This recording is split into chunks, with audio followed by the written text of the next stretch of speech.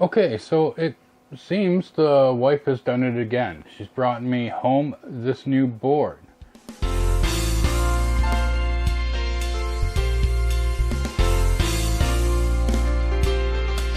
And this is another episode of the my wife brings home. This board is from what I believe to be an Alienware M17x or something like that. Anyways, basically what is happening with this board is it's not doing any video output.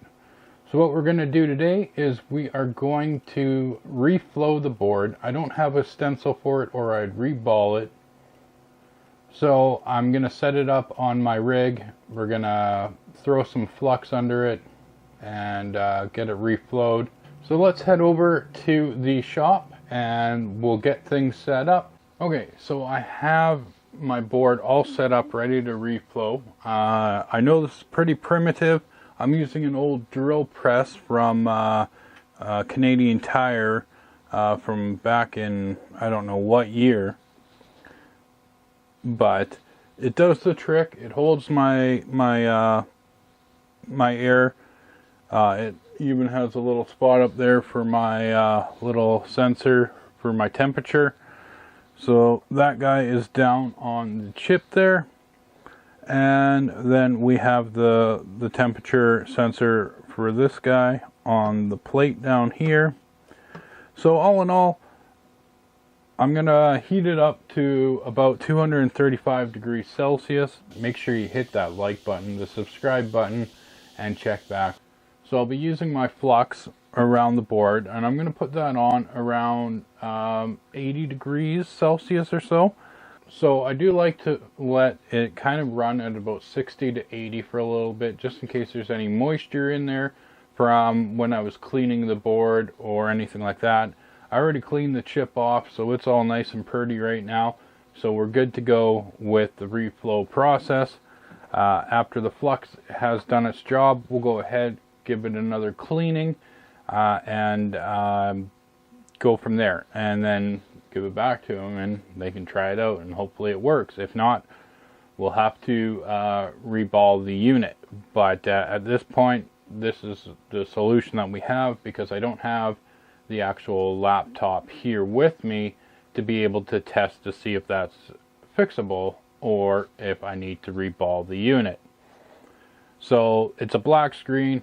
This is what we're doing to try to resolve that, get that done up for her, for my wife to give to the person, just because she randomly brings me that stuff home. We're going to go ahead and we're going to get this guy taken care of right now.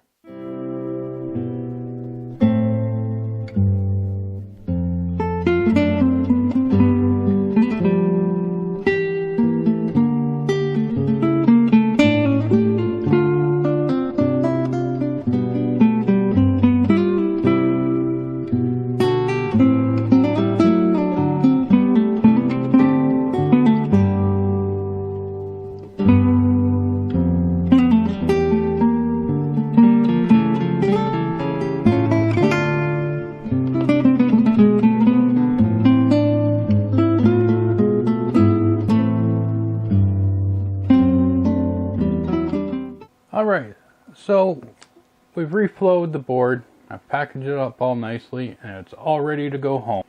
Now the reason why I only go 60 on the bottom is because I find if I go any higher, when the reflowing on the top is happening, it actually gets to the point where it heats up too quickly on the bottom as well. And sometimes some of the components want to just drop down into the heating element. So that was my big reasoning for only going to 60 on the board itself, and that's just the way it went. Now after I took it up to 150, I let it sit there for a little bit, put the flux around it and let that soak in, and then I hit it with the 235, bumping it up to 240 for about 1 to 3 seconds.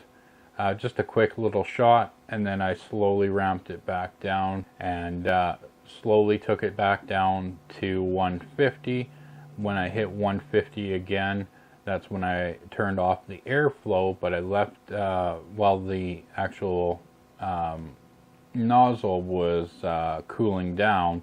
That way it puts out some heat, but it's not going to be blowing any cool air with it, causing it to cool down too quickly.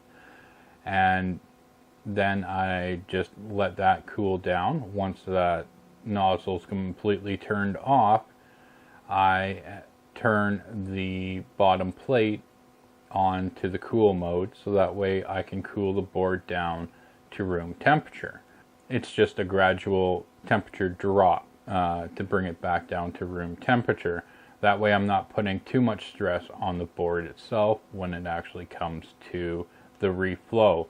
And so far, I think the only time I've ever had any issues was when I was first starting out many moons ago, and I had followed some videos on YouTube of how to reflow things, and I had actually followed one of the videos. I can't remember which one or if it's even up anymore, and I completely wrecked my board. So make sure you're doing your due diligence and learning what will work for you. And if you're reflowing a bigger board, make sure you got proper mounts for it to prevent it from doing any flexing or anything like that. And that's the big thing, making sure that you're not stressing the board through the process.